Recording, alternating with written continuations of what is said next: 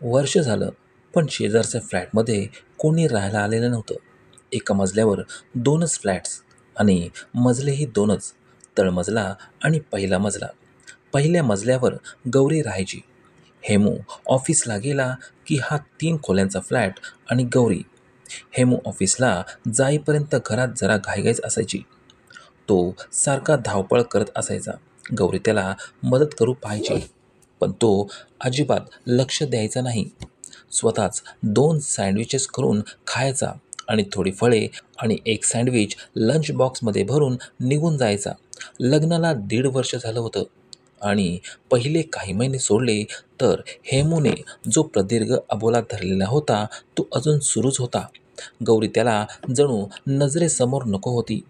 अबोल्याचे पहिले काही दिवस गौरीला अतोनात त्रास झाला होता. आता मात्र ती उलटाच विचार करत असे. कधी एकदा तो ऑफिसला जातोय असा विचार.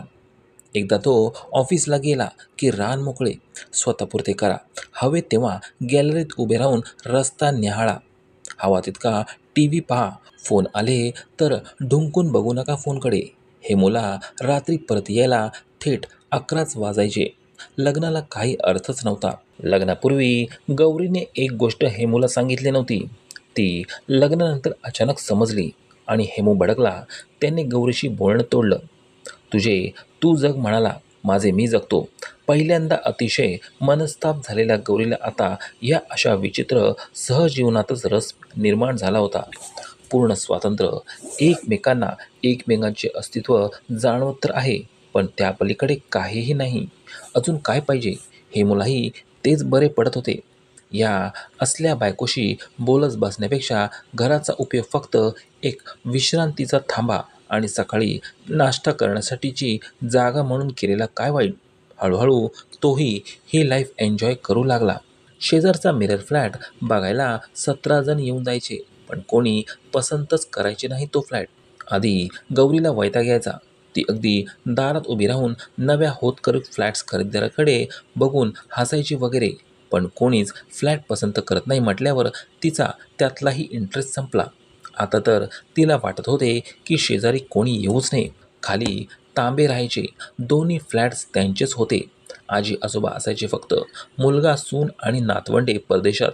या आजी आजोबांना एकांताची आणि एकटेपणाची सवय झालेलीच होती. गौरीला आजी आवडायच्या नाहीत. आजोबा बिचारे अंगणात सकाळी पेपर वाचत बसायचे आणि चहा घ्यायचे, पण आजी जरा बोचक होत्या.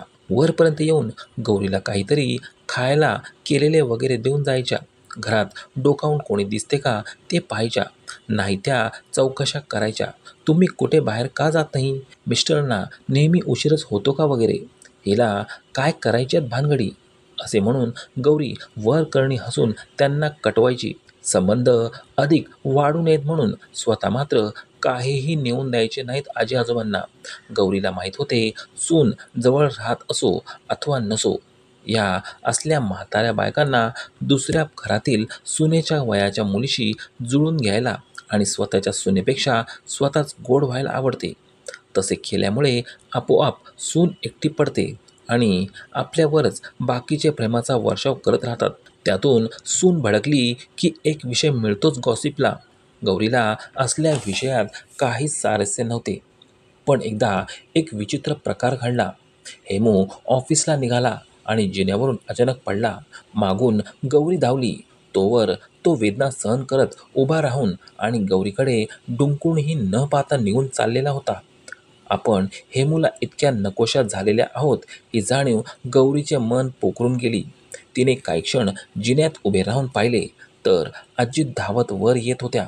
त्यांनी काय झाले म्हणून विचारले आणि गौरीने सांगितले की मिस्टर जरा पडले, पण आता ठीक आहेत, गेले ऑफिसला.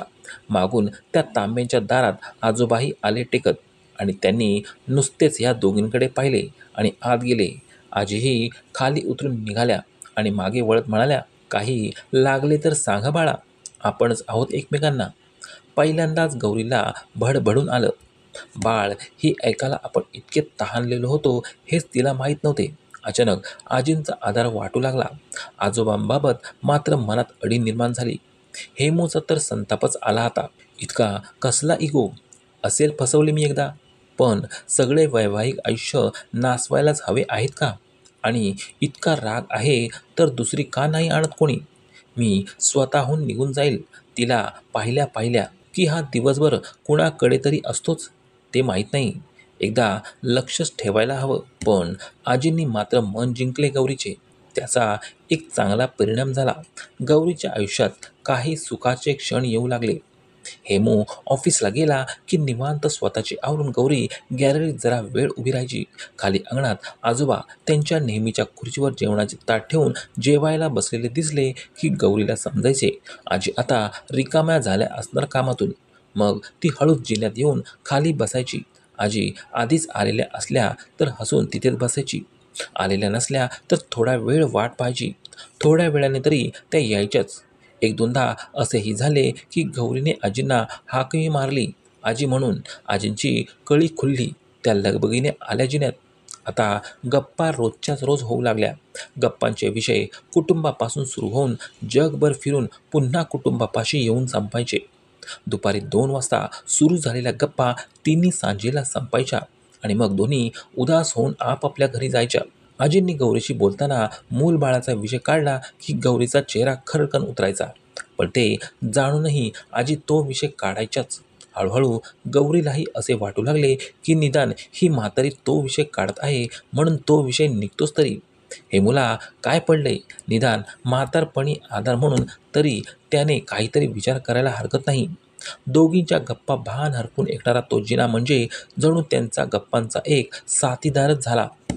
आजी खालच्या पायरीवर, गौरी 2 पायऱ्या सोडून वरच्या पायरीवर. कधी गौरीच्या साडीची चौकशी, कधी परदेशी असलेल्या नातवंडांच्या बाललीलांची कौतुके, कधी हवामानाच्या गप्पा तर कधी नवऱ्यांच्या तक्रारी. आता दोघी जणू जिवलग मैत्रिणी झाल्या. वयाचे बंधन संपले, वेळेचे बंधन संपले, नात्याला नाव असावे अशी गरज उरली नाही. आता तर गौरी आजींना चक्क ए शुभदा असे म्हणू लागली. आश्चर्य म्हणजे आजींना तेच अधिक आवडू लागले. गप्पांना आता विषयांचे बंधन नव्हते.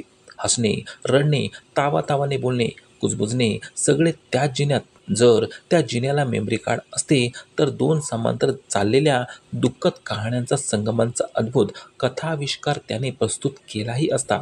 एक दिवशी आजी आल्या नाहीत तर गौरी फुरगटून बसायची. मग त्याही वयात आजी लाजून म्हणायच्या, काल आमच्या लग्नाचा वाढदिवस होता ना, त्यामुळे मीच यांना म्हटले की मी आज गौरा अक्काबरोबर वेळ घालवणार नाही. गौरीचे डोळे मधूनच भरून यायचे.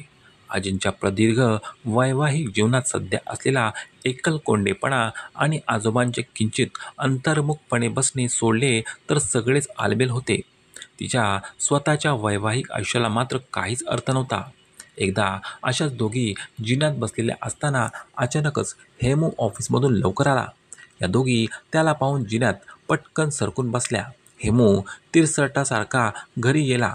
गौरीने आता मात्र मला जायलाच हवं हं असा खोटाच अभिनय करून आजींची परवानगी घेतली आणि ती लगबगीने वर गेली. तोवर हेमू बॅग घेऊन परतही निघालेला होता. गौरीला बायही न करता तो गेला हे पाहून गौरी हमसून हमसून रडली आणि जिन्यात पुन्हा आली तेव्हा आजी गंभीर नजरेने तिचीच वाट पाहत होत्या. त्यांनी तिच्या भावना समजून तिच्या केसातून खूप वेळ हात फिरवला. आईला मुलगी भेटली, मैत्रिणीला मैत्रिणीने समजून घेतले. अशात त्या दोघी जिन्यात बसत राहिल्या. आजी आजोबा, गौरी, हेमू आणि जिना अशी एक नात्याची विचित्र साखळी तयार झाली. जागेचे मालक अधूनमधून नवीन गिरायकांना गौरीच्या शेजारचा फ्लॅट दाखवायला आणायचे. तेवढ्यापुरत्या त्या जिन्यातून उठून आपापल्या घरात जायच्या. उगीच आपल्याला पाहून या लोकांनी घराबद्दल मत बनवायला नको म्हणून. आणि एक दिवस चक्क शेजारचा फ्लॅट विकला गेला. हद्दच झाली. अगदी हेमू आणि गौरीसारखेच कुटुंब. फक्त त्यांना एक गोंडस मुलगी होती. मनाली तिचे नाव. मनालीची आई अनघा गौरीपेक्षा 1-2 वर्षांनी मोठी असेल. गौरी खुश झाली. ही बातमी आजींना सांगण्यासाठी जिन्यात आली. आजी जिन्यात होत्याच. त्यांना ते समजलेले होते. दोघी कितीतरी वेळ हळूहळू एकमेकींशी बोलत होत्या. शेवटी त्यांनी नव्या मैत्रिणीची ओळख करून घेण्यासाठी तिच्या घराची बेल वाजवली. अनघाने हसतमुखाने दरवाजा उघडला. या दोघींना पाहून आत या म्हणाली. पण या दोघींनी तिला गप्पा मारायला जिन्यावरच बोलावले आलेच 10 मिनिटात म्हणत ती आत गेली आणि ह्या एकमेकींकडे आनंदाने पाहत नेहमीच्या पायऱ्यांवर येऊन बसल्या. 3-4च मिनिटात एकदम मोठा आवाज आला. त्यांनी दचकून वर पाहिले तर अनघा तिच्या जिन्यावरून कोसळून गडगडत खाली आली होती. तिचे डोके एका भिंतीवर आपटून खूप रक्त वाहिले होते. आवाजाने आणि दिसणाऱ्या दृश्याने या दोघी थिजून पाहतच राहिल्या. खालून आजोबाही घाईघाईने वर आले. हळूहळू माणसं जमली. अनघाच्या नवऱ्याला शैलेशला कोणीतरी फोन करून बोलावलं. तोवर डॉक्टर आलेलेच होते. त्यांनी अनघाचा दुर्दैवी अपघाती मृत्यू झाल्याचे सांगितले. शैलेश आर्तपणे रडत राहिला. फोन आल्यामुळे हेमूही त्वरित घरी आला. तो शैलेशचे सांत्वन करत राहिला. आजोबा शैलेशच्या डोक्यावरून हात फिरवत म्हणाले, "या जिन्याला सवाष्ण नाही चालत घरात. माझी बायको अशीच जिन्यावरून पडून गेली. या हेमूची गौरीही तशीच गेली आणि आता तुझी बायकोही."